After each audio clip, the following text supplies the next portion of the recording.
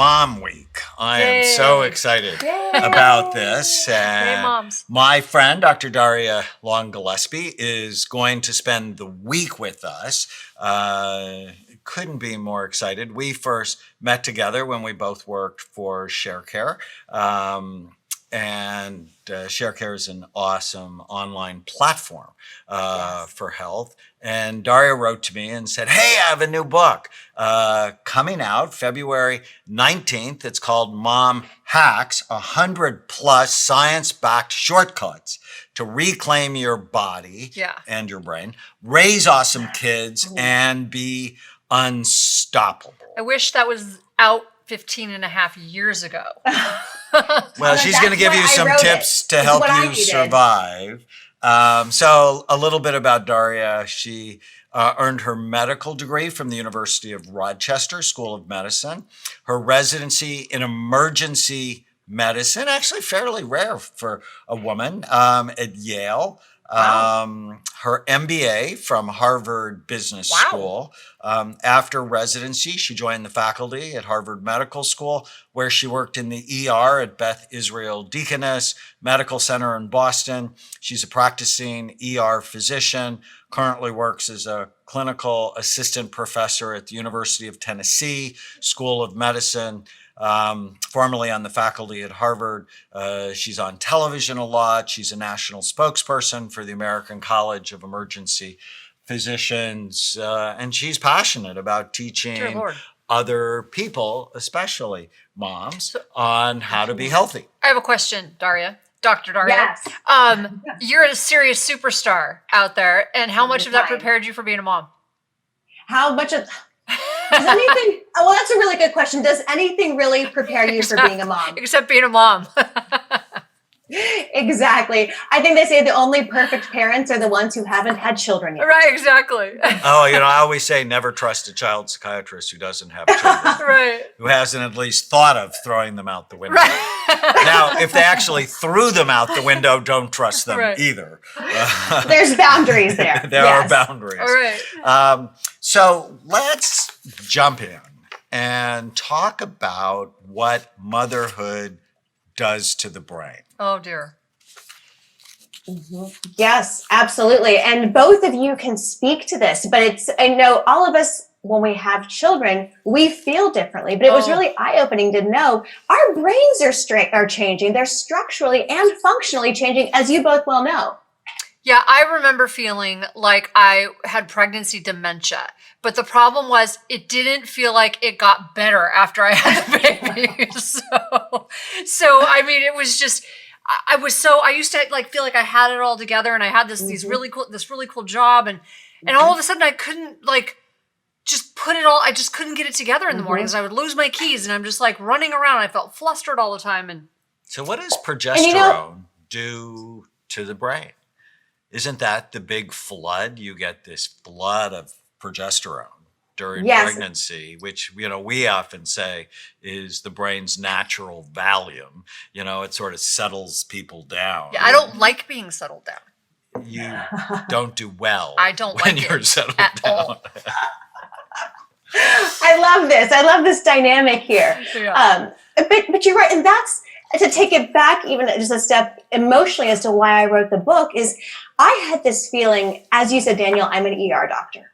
In the ER, I can stand there and I can know that whatever comes through those double doors, I've got this. Yes. I can handle it. But then I became a patient myself. I developed arthritis in residency, and then I became a mom. And all of a sudden in my own health, I was like, wait, and especially looking at my friends and my patients who are moms, I felt like I don't got this. So I was like, well, what can I do? How can I take the skills I've learned in the ER and the resources I have access to take that mindset and bring that into my daily life? So I have that I've got this feeling again as a mom, and I can share that with people. I love that. I'm so resonating with you right now. I was a nurse in a level A trauma center. And I didn't feel like I had it at all when I first started there. But over time, you feel like, okay, I can handle whatever trauma comes through, just because you just know, even when you can't handle it, you're going to handle it, right? But then I became a mom and I just felt like I wanted to break down every single day. So I just am completely resonating with what you're saying right now. It's crazy. And Darria, in this podcast, so we are the Brain Warriors Way podcast because we believe that you're in a war for the health of your brain and your body. And you're in a war for the health of your children. When Pizza Hut can come to my niece's middle school every week and deliver lunch, it's a war we're actually losing. So talk to us about what moms can do to optimize the physical functioning of both their brains so we and get it's their changing, bodies. but what can we do to sort of counteract that? Well, physically, I mean, as you know, and as you just said, we are what we eat. And we've learned even more and more about the nutrition and what we take in and how that diet, the Western American diet, how it's at a much higher risk of depression and other sorts of psychiatric symptoms and conditions. So we know that what we eat makes a difference. High processed foods, high sugary foods, things like that, and high saturated fats. But then we also have to think about, especially for moms, sleep. And I know that y'all know very well the importance of that for our mental health. I mean, I remember being in residency, and this is where I learned that the CIA will never hire me because I would have given nuclear secrets away to get some sleep. I'd been up for 36 hours. And at the end of it, something happened. I think like my coffee spilled a drop. It was something minuscule, and I started bawling. I was crying, and I don't know why I'm crying. And my residency director said, sleep deprivation is a form of torture. You are crying because you are exhausted. And so I would remember that when I started to go crazy as a new mom. I was like, okay, it's not me that I'm going crazy. I am just exhausted. And so that's what I tried to also share with moms. I love that. And that is actually not just for women. It's also for men. I remember when I was a resident, it was earlier than you, they could keep us up for days. Right? There was like no laws against that. And I'm up 36 hours and I'm completely freaked out. I'm going to kill somebody. It's like, you do not want me in charge of anybody. We had 2 residents collapse on our floor. Collapsed I'm on the floor. not surprised. Yeah. I am not surprised. And so you have your usual body and then you're pregnant. And I can't. It feels like a disease process. I have 5 sisters and 3 daughters and 14 nieces. So I can imagine a little bit, but just the changes that go on in your body, it must make sleeping just really hard anyways. If somebody's kicking you from the inside. I mean, you know, as you sleep with me and I kick you from the outside. I actually have to say, I actually loved being pregnant. I actually felt really good when I was pregnant, which I know is unusual for a lot of people. I worked out every day when I was pregnant, and I had an autoimmune issue that, according to my doctor, sort of shuts off when you're pregnant. So I didn't understand why I actually felt good when I was pregnant, and apparently that's why. You actually felt that. That can happen. Weird. It's rare. So, but I know the sleep issue was hard because you're just so big. And you have to get up and go to the bathroom every hour. You have to pee every 3 minutes. Oh my God. It was just like, how am I going to do this? So are there any practical tips for pregnant women on how to actually take really good care of themselves? Yeah. I mean, I think exercising every day for me was really helpful. I didn't overdo it. You can't overdo it. But I mean, for me, that was helpful. And then speak to it. Absolutely. That exercising is my little magic pill to keep me sane. Yeah. When people say, how do you exercise and do all these things? Like, well, exercise is why I can do those things. It's medicine. It really is. So I think, especially in pregnancy, you want to be taking less medications. You don't want to be having to take sleeping pills or things like that. So exercise, another thing I tell people, your circadian rhythm and melatonin, people are often taking melatonin supplements, but then they're up at 10 p.m. looking at their iPhone. It's like, well, you're suppressing your melatonin right there. Why don't you just put away the device or wear some blue blockers or dim the lights? Let your brain produce melatonin like it's supposed to. And people find a big difference. So the other flip side of that is, so I decrease light at night. And I really did this when I was pregnant because I had trouble sleeping when I was pregnant. First thing I do in the morning, I get that bright light, heavy dose of that. It stops my melatonin production and also kind of resets your clock. So you can also fall asleep earlier that night and wake up earlier the next morning. Right. So the two most important takeaways in this first podcast are diet. We should dive into that more Yeah. because whatever Yeah. you eat, the baby Mhm, is getting mhm, nourished yes, by yeah, or mhm. poisoned by. Yep. Yeah, you're not eating for you. We know about epigenetics. Mhm. Our podcasters know we have now a 7-month-old granddaughter, Haven, who's Oh my gosh, she's who's so super cute. But when Haven was born, when actually both of you were born with all of the eggs you'll ever have. And so it's not just about the baby. It's about No. generations You of know- Yes. the baby. One thing that helped me, actually, my doctor kept telling me stop reading textbooks, stop, because it was making me a little neurotic.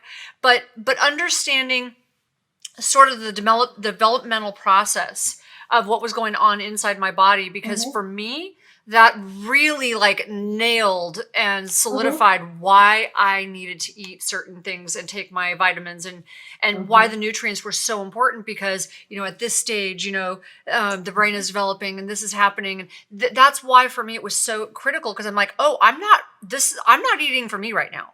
I'm eating so that I have a healthy baby. Like, this is critical at this time to do this. And in your cookbook, the Brain Warriors Way cookbook, Right. there are incredibly nutritious recipes Right. that are also delicious, right? I mean, one of our messages is there is no suffering in getting well. Do you have recipes as well, Yes. Darria, or is it more? Absolutely. Practical. And I talk about forget dieting, because dieting actually does increase your cortisol levels. It makes you miserable. Forget it. First three letters in the word diet are die.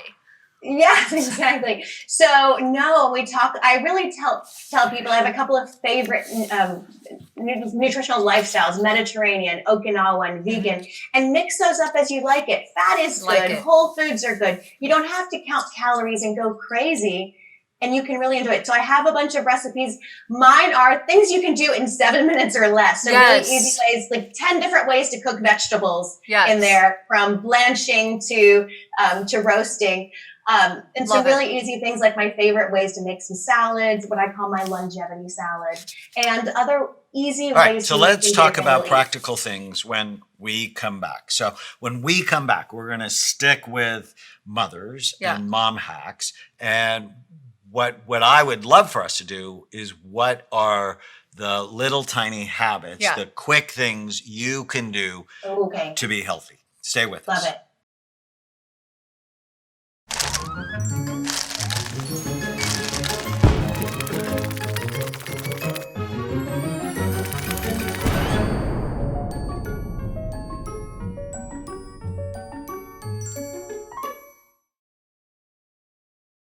Welcome back. We are here with Dr. Darria, and we're talking about mom hacks and her experience as an emergency room physician, mother, Harvard MBA. But really, it's how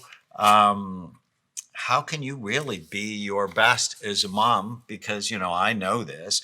If mom's not happy, actually nobody's in the house is happy. So true. And so I think many women... Because moms are the glue. Many women forget that. And so they're not taking really great care of themselves because they're worrying about the baby, they're worrying about the other kids, they're worrying about their husband, they're worrying about their job. And they are overwhelmed. So, and it's different than generations before, where, you know, here in California, Darria, 90% of moms work outside the house. And it's probably not that different where you are, and you're clearly working outside the house really hard. It's how do you balance that? You know, I just wanted to say one thing to speak to what you said, and Darria, you can answer to this, you know, how you see this, but it's just so interesting being a mom. I write about this a lot in my books. So many women think they need to sacrifice themselves for their family. And the problem with that, as someone who's also been very sick for a long time, and had to really struggle. And so I practiced martial arts. For me, my metaphor, yours is the emergency room, and I love that. My metaphor is being a fighter, being a warrior. So I apply that metaphor to my life and my health.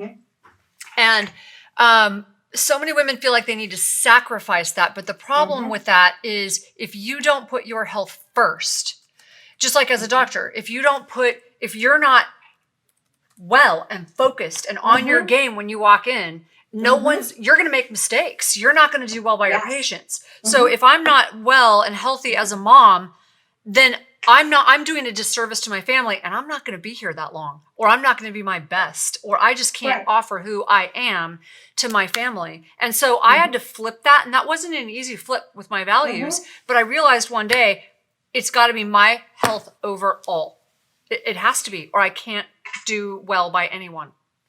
So I don't know what you think. But Tana, you've worked in an ER as well, like you said, in a trauma center. They say the first thing that happens when you get to a code is you should take your own pulse first. Yep.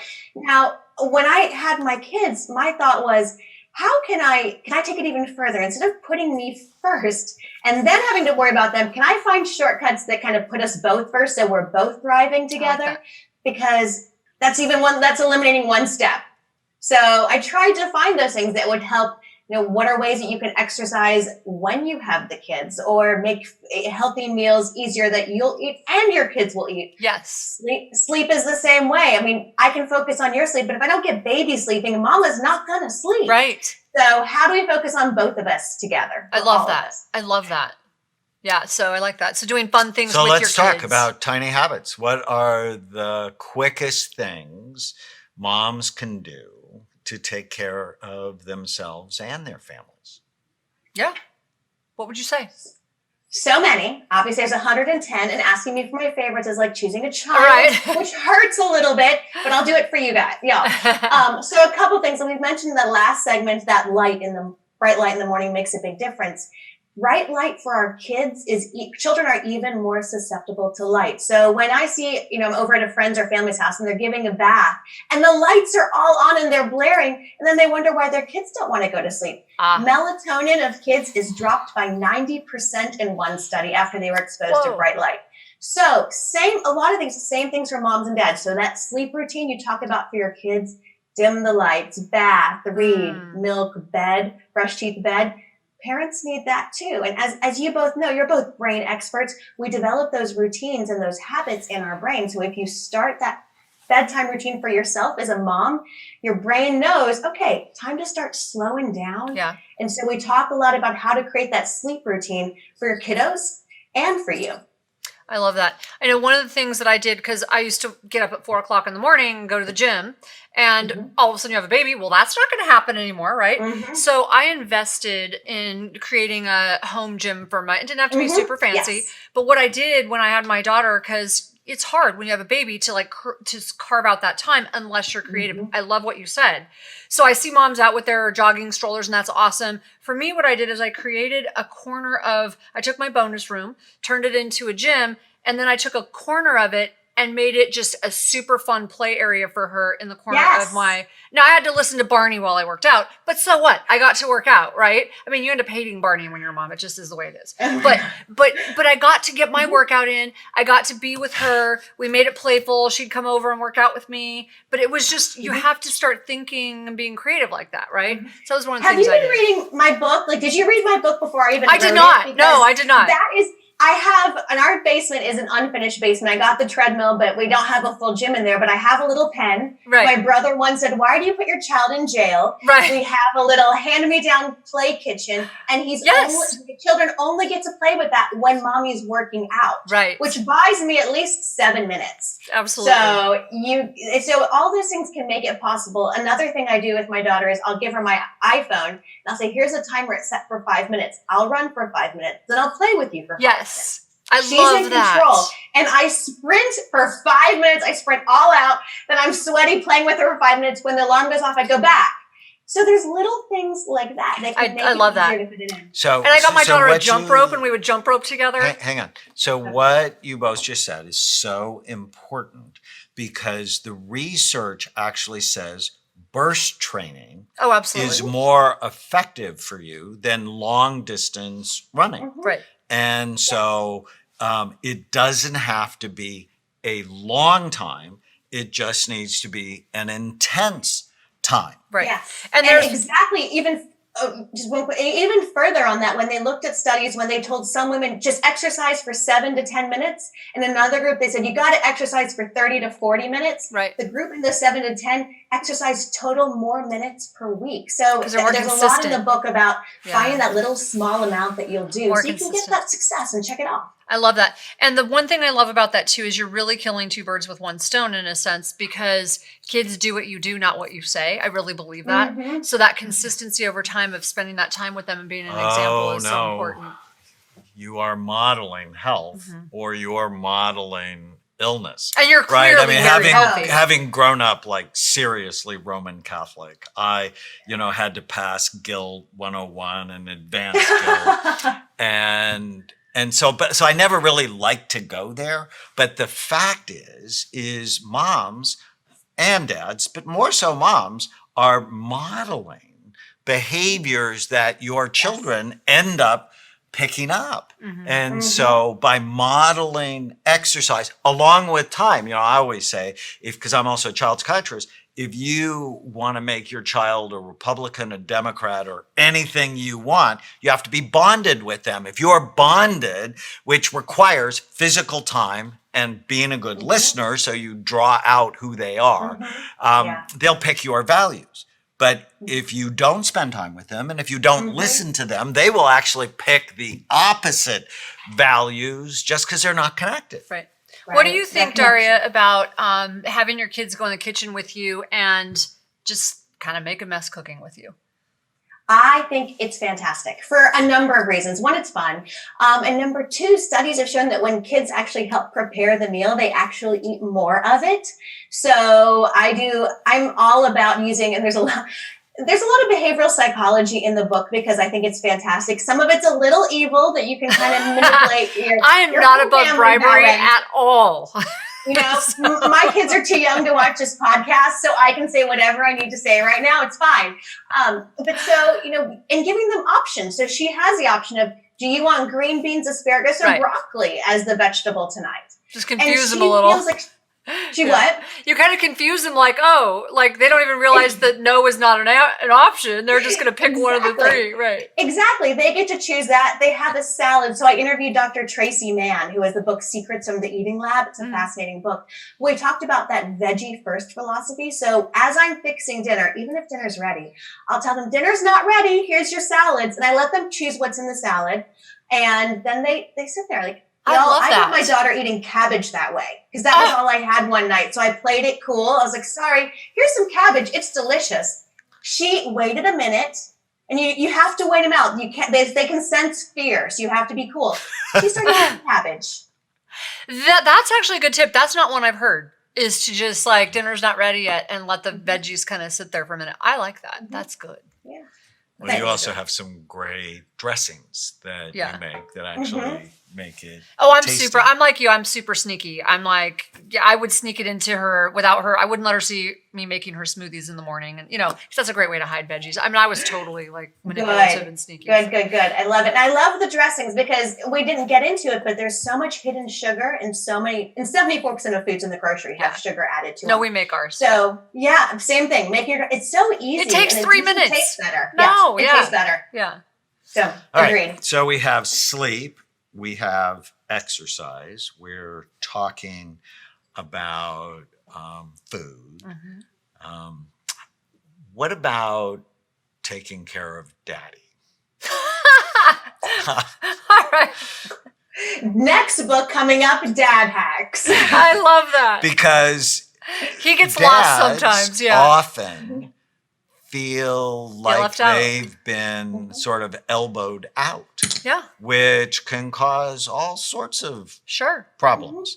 Yes. And And moms don't dads feel are sexy incredibly important in raising kids. And I often tell my parents, the best thing you can do for the baby is love each other. Right.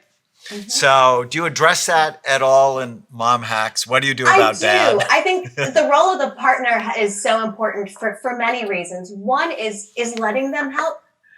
Even things like for babies, skin to skin, it helps them relax. Oh, yeah. Mom, dad, partner, grandparents, anybody in your village can help Yeah. with that. So I think that's really important, especially when baby's young, to feel that you can hand baby off to somebody else and let them do it, and that's okay. You as a mom don't have to be there 24/7. You cannot be there 24/7 and be your best self. So that's really important. And then on the flip side, there are a number of things in there about relationships. It's important. We know that there's more people live longer when they're in a good relationship as well. So there's a lot in there about bids for connection and following up on that and maintaining relationships. That's awesome. So in our next podcast, let's talk what about dad. Yeah, I like that. I think that's so important because I know when relationships and babies change things. They just do. Yeah. When relationships change for the bad, the level of stress in everybody, especially the children, goes way up. Stay with us.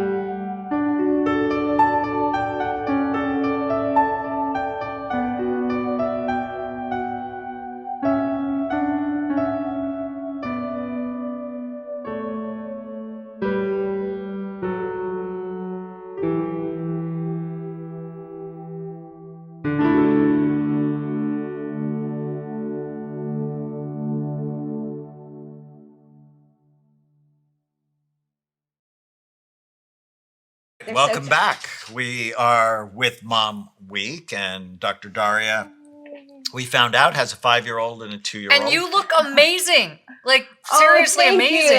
you. look so healthy and beautiful and vibrant. And yeah, You're so very kind. I want And that comes from habits. Right. Yes. That comes from habits, right? I mean, if you've gone through medical school and your residency. And you still look like and that? Working. And you're a mom? I'm like, what is she doing? I want to know what she's doing. And you said you went through you a look time. amazing, Satana. You look fantastic. But you're right, it is habits. Yeah. It's the healthy habits. The stuff that's in hacks isn't just because I read them in a book. It's because they are what helped me survive. A lot of them I learned by reading clinical trials, but a lot of them I learned trial by error. Right. So that's what I wanted to share. Here's what works for me. Right. Well, I love that. Practical advice rooted in experience and science. Mm-hmm. So Mom Hacks comes out February 19th. We're very happy to support it. The subtitle is 100 plus science-backed shortcuts to reclaim your body, raise awesome kids, and be unstoppable. All of these things are also good for brains and everything you've said is very aligned with what we teach for brain health. So I love that. And so let's talk about relationships because, there are actually a lot of single moms that are raising kids and, be important to talk about them. Right. And there are a lot of people whose relationship gets better when they have kids because they have this very important shared common purpose. But I see, and that's the people I would see. They'd be the ones that come to Amen clinics where things actually begin to unravel. Right. And that certainly happened for if me. you have a handicapped child, which is happening more than ever before, as we've seen autism skyrocket and ADHD skyrocket. One of my grandbabies, Emmy, has a genetic microdeletion syndrome. She had seizures at 5 months old, and Emmy's just goodness, next week going to turn 8, and I know it's been stressful for my daughter and my son-in-law. What are some of the things you've noticed and written about, but also experienced in your own relationships that are both helpful and not so helpful? You get plenty of not so helpful advice too, right? Yes. As a mom.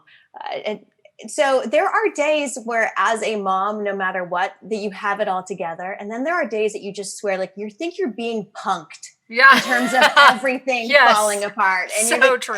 What's happening? So a couple of different things I think really, really matter for moms. One is we have this inner critic as women, and everybody has it, women even more so, then add on the mommy guilt. And you have this enormous mean girl inside you that's saying things to you that we wouldn't allow anybody in public to ever say to you. Yes. So I first addressed that and kind of this super mom myth. I looked up super mom in Merriam-Webster, and essentially it's somebody who always looks wonderful, does the laundry, maintains a happy family, and works a full-time job. So she's a Stepford wife. wife. And when I read it, I was like, are you kidding me? Because I know I have cried about having not met a super mom. I was like, that's what I was crying about. Right. So number one is kind of embracing what they call matrescence, which is, it's like adolescence, but it's the development of yourself as a mother, and just acknowledging that there's perfection and then there's reality. And if you are always aiming for the perfection and upset that you're not there, you're going to miss what the reality is. Yes. And the beauty of the baby in front of you. So that one's a little more conceptual, but it's something we have to remind everybody, like, you're doing a good job. You are a great mama. And so just kind of conceptually telling them that. I really like that, because this idea of the Stepford wife and the Stepford mom is, I mean, number one, it's impossible, but number two, who wants that? If you really step back, it's like, do you really want to be that? Do you really want to be, when we see what we think is that in other people, we kind of cringe, right? Don't we? Because it's not real. So it's just not right, and people assume that's what's happening in everybody else, and it's not. And it is a lie. So when I was a young psychiatrist, I was the chief psychiatrist at Fort Irwin. It's in the middle of the Mojave Desert, and I was the only psychiatrist for 10,000 people. And I came to realize that whenever I thought someone else had it all together, whenever I thought they were awesome and normal, within 3 weeks, they would be in my office telling me about the garbage in their life, the substance abuse, the pornography, the affairs, whatever it was. I came to believe that, most people are like me. They are trying to do a good job, and there are ups and downs. The other thing you said that's so important, we talk a lot about on the podcast, or you have to learn how to kill the ants, the automatic negative thoughts that steal your happiness. And 100%. I actually have 2 hacks on automatic negative thoughts, which I think I first learned about from reading your literature. Well, I coined the term about 30 years ago. And after I had an ant infestation in my house, and I'm like, my patients are all infested. And I have a cool kids book. Send me your address. I'll send it to you. It's called Captain Snout and the Superpower Questions. It's basically how to eliminate the ants.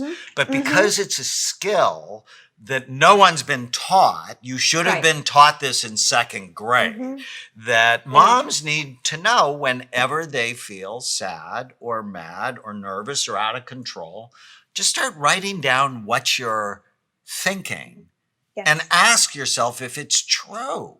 Just because it cracks it so you don't have to obsess on it. Exactly on that. And so a lot of that, cognitive behavioral therapy is challenging those ants. And so what I do, because when I'm in that aunt moment and I am emotional and I'm thinking that I'm a failure and the world's going to fail and my marriage is going to fall apart and everything that we tend to catastrophize, we all forget the good. Right. So I have people go through, they have a little worksheet in there. And what I do every day now is when something good happens, especially with my book, I put it in a little note in my notes on my iPhone. I love because that. What does our brain retain? We retain the negative. We retain the rejections. So if I put it in my iPhone, then the next time I get that negative, I can pull it up like, oh no, actually 3 things happened today. I just forgot about them. Yes. And for me, one thing that helped me, like I know when we moved to this area that I live in, and it's just a lovely area, but I remember feeling like I don't fit in with the moms here. I really did. I just felt that way. Like, I just felt like what we were talking about before, like they're all somehow better than I am. I felt they were like, it's sort of this country club element. And I went to the PTA, was going to join the PTA, and I showed up and literally they're dressed to the nines, made up at 7:00 in the morning. And I'm in my gym clothes and I'm like, I'm so confused. How do these people have it all together? And I had to do, like, I felt just so alienated because I'm not a country club mom. I'm a karate girl. So I'm like, I don't get it. Like, I'm so out of the loop. I don't understand. And then I had to do a reality check. I had to kill the ants. But then I just did a serious reality check with myself. And I went, do you even want to be that? And I'm like, no, I don't want to be that. I had to really do this. Like, we don't even stop to ask ourselves, what do you actually want? Right. Like, I don't want to go to the country club and dress up at 7:00 in the morning. So you don't want to be like they. I don't. And many people, but it was making me miserable thinking I needed they in their head, which is the critics committee. Right. I can. So as Darria said, it's the Mean Girls Club. But they were being people mean to need me. to recognize it's the they in their head, not the they in reality, because the they in reality are suffering like you are. If you look at the statistics, 51% of us at some point in our life will have a mental illness. Well, anxiety, depression, substance abuse, ADHD, bipolar disorder, whatever. Right. So it's more normal to have a problem than not to have a problem. But I want to make one important point with all that when I sort of did this on myself, because I remember I called you one day and I broke down crying because I couldn't find the right shoes to wear. And that is so not me. And so he goes, who are you and what did you do with my wife? And I'm like, I don't know. I feel like everyone's judging me. And that's when I stopped myself. Not one of them were judging me. No, I was judging me. They weren't. Yes, and they were probably saying, wow, they probably weren't even thinking about me. They probably weren't even thinking about me. Darria, you'll like this rule. So we have the 18-40-60 rule, which says when you're 18, you worry about what everybody's thinking of you. And when you're 40, you don't give a damn what anybody thinks about you. Yeah. And when you're 60, you realize no one has been thinking about you at all.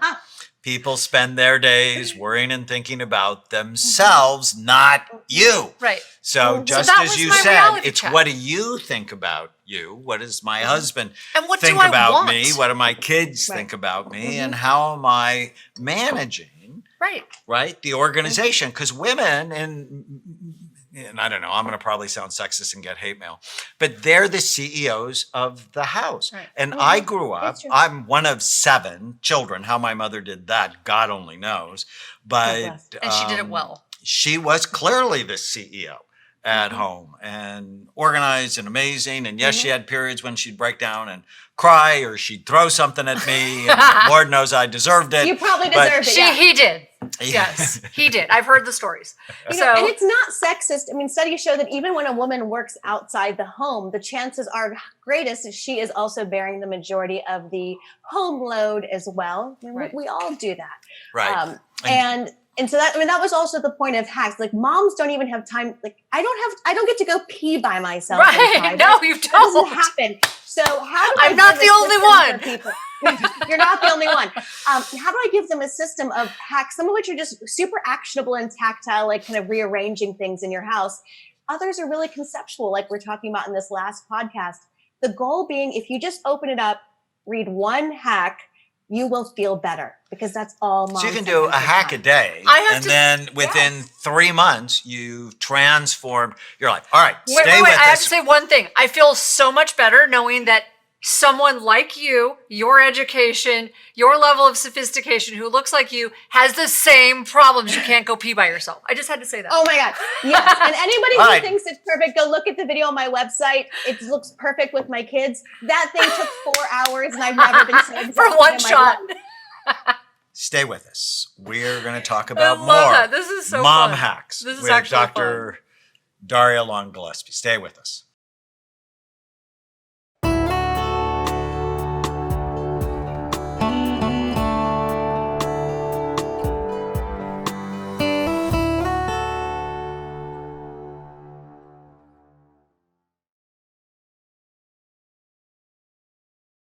Welcome back.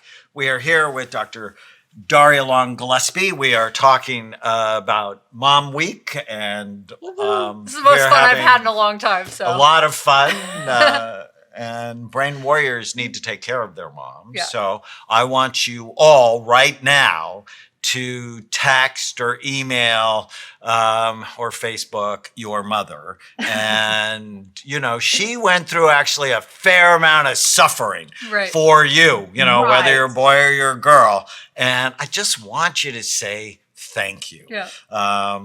And I want to thank both of you because you're both awesome moms. Tana, I think one of the best things Tana did, we have this awesome 15-year-old. She's awesome. But for the first 10 years, every night, she read books with Chloe to get her to sleep. And I want to say, I want to honor you because I always felt like I was incredibly supported. I have an amazing partner. And so he's always helped me through the really hard times. But we also, as a family, sat down and ate dinner together, no matter how stressful the day was. It's just like, we went out once in a while, but mostly we stayed home and ate dinner together. And I just think those little things are so important. So They absolutely are. Having a wonderful supportive partner makes such a difference. But even hacking family dinners. I mean, we're learning in the science that children who have more family dinners at home have better performance. They have better health. They have better relationships. They do fewer at-risk behaviors when they're teenagers. Yeah. So I started digging in because I'm going to have a 5-year-old and a 2-year-old. I'm not going to be sitting there julienning carrots at night. So I started to do what is the minimum I can do and still get that benefit. And there's actually a researcher, Dr. Jerica Berg, and that is her research. As part of it is what's the minimum you can do to get family dinner benefit. So there's a whole hack on that, but it doesn't have to, it's not Thanksgiving dinner. No, you need, no. And pre-diced onions, best thing ever made. I'm so excited about all those little things in the grocery store. Yes. Get everything. If I'm cooking teriyaki something, I will go to the butcher while I'm in the middle of the grocery store and I'll say, here's the chicken. Can you chop it Absolutely. into and they'll do it. size? They'll do it. I know. No one thinks about that. Yes. Yeah. And then you don't have to chop it and you don't have to clean up raw chicken. And the food processor is my best friend. Throw everything into the food processor. Just don't over grind it. So that's key. That's key. Okay. So relationship tips. Anybody want to start with them? The one thing I want to say, and I'd love to hear your point on this, I just want to honor those mothers who are single moms because I just did this great thing on you, but there are moms who don't have that. And I was a single mom for a while. So it's hard. And my mom was a single mom, 16-year-old runaway, who's incredibly successful. She's just made of steel. But she didn't have that support. And so I just want to honor, like you said, my mom and moms like that who had to do it on their own. And that's really hard. That is, and there's 40% of moms are single moms right now. So we have to pay attention to that. I similarly have a very supportive husband. But again, acknowledge that there are times I think, how would I do this on my own? Because it really does take a village. So a lot of we talk about, so one example is something called bids for connection. I actually learned about this from my pastor at church at Peachtree Presbyterian during one of the sermons. So it's called Bids for Connection. John Gottman says in healthy relationships, 82% of these bids for connections are acknowledged, but they're not acknowledged when they're not acknowledged, only in 19% of the unhealthy ones. So what is a bid for connection? We all do it. Your spouse can do it. Your child can do it. So when somebody reaches out, maybe say, hey, can you sit down with me for a second? Maybe they don't even say that. Maybe they say, Mommy, can you come play with me? Try to give you a hug. Or maybe it's your child saying, Mommy, I'm mad at you. And which, again, makes me want to bristle, but it's somebody who's reaching out, kind of poking at you emotionally to say, hey, are you going to return some affection for me? My daughter used to come up and shut my computer lid. Like she'd literally walk up when she was 3, done, and shut my computer lid. So that must be what you're talking about. Translation is time for me. So. Yes, and it's so easy. We're so busy, be like, just leave me alone for a second. But what happens is science shows that the more you do that, you get less bids for connection, the relationship falters, and it just diminishes out. So point being, 1 is just to start to listen for it, which means sometimes putting down your devices. But 2, when you're busy, so when my 2-year-old comes up, he pushes back my chair and tries to sit in my lap. Sit there for a second, take a minute, take 30 seconds sometimes and acknowledge to them. Maybe you say, I'd love to do this with you. I love you. I've got to do this right now, but can I come in 20 minutes? That means you acknowledge them, and that maintains the relationship. So when your spouse comes to you as well, do that as opposed to, and I'm busy, not right now. It makes a big difference for the health of your relationship.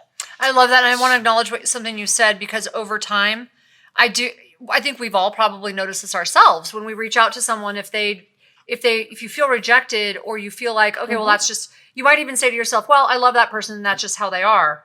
But the bottom line is you stop reaching out as much. I won't do it again. No, time, actual physical time. So what you said, I've taught a lot of parent training classes over the years. And this goes back to how to make your child a Republican, a Democrat, or anything you want, 20 minutes a day. If you spend 20 minutes a day with each of the kids, and, obviously if you have 7, you're not going to do that. But, if you spend 5 minutes a day with each of the kids, your bond goes up. And if your bond goes up, they begin to pick your values. And when they say, Mommy, I'm mad at you, what the response is active listening, which they should teach in 2nd grade. It's when somebody says something, don't go, well, you shouldn't be mad at me. Why are you mad at me? I do all these really great things for you. You're such an ungrateful, little human being. It's like, oh, you're mad at me. And then be quiet so they can tell you why they're mad at you. Exactly. It's because I miss you. It's because, you don't know, or it's a misunderstanding, but it's because people, not just women, but when somebody says something, we have a need to justify ourselves, validate ourselves. And in the process, we end up diminishing that other person.